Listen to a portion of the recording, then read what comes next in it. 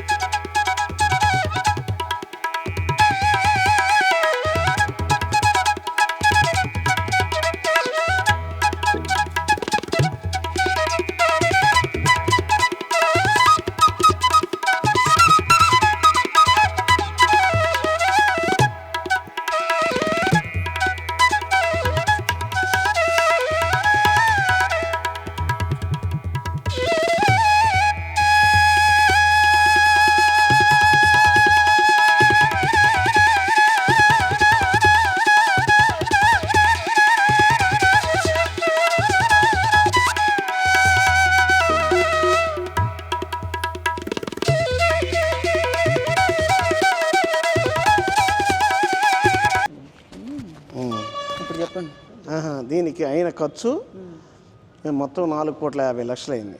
Main దాత 1,06,00,000 రూపాయలు ఇచ్చాడు. ఇక అందరూ విడిగా ప్రతి వాళ్ళు 2 లక్షలని, 4 లక్షలని, 6 లక్షలని, 10 లక్షలు కూడా ఇచ్చారు. లేటెస్ట్గా మనకి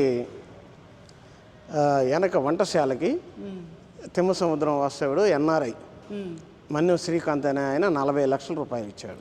అది వర్క్ జరుగుతుంది ప్రాథమికంగా. ఇప్పుడు దీన్ని డెవలప్ చేసి ఇది కళ్యాణ మండపం. ఇది ఒక దాత ఇచ్చాడు, ఇతను ఆలా అనిల్ అనే ఆయన. కళ్యాణ మండపం దీనికి. అదేమో మండలనేని సుబ్బారావు అని పొగాకు వ్యాపారి, భోజనాలకి ఆయన సుబ్బారావు గారు ఆయన ఇచ్చాడు.